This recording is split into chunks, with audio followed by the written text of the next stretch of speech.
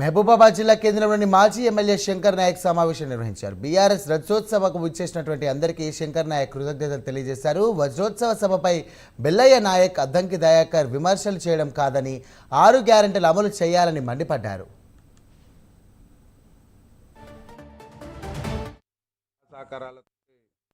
చాలా పెద్ద ఎత్తున లక్షల సంఖ్యలో 27వ తారీఖు నాడు మీరందరూ చూశారు. కనివిని ఎరగని టైప్లో సభ సక్సెస్ అయింది.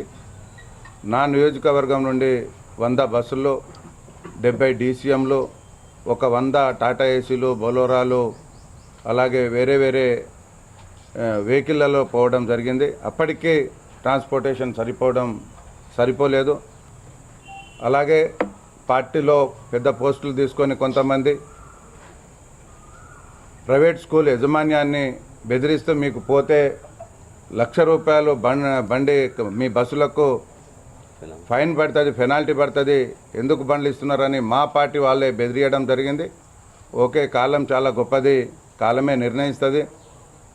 ప్రజలు గమనిస్తున్నారు ఎవరేం చేస్తున్నారు, ఎవరేం మాట్లాడుతున్నారు అని చెప్పేసి కాంగ్రెస్ పార్టీ వాళ్ళు సోదరుడు తేజావతి బెల్లయ్య నాయక్ గారు, అలాగే సోదరుడు అద్దంకి దయాకర్ గారు, మీరంటే నాకు గౌరవం ఉంది, మీరు ఇష్టం వచ్చిన భాష మాట్లాడినారు. సభ సక్సెస్ను ఆ ప్రజలను చూసి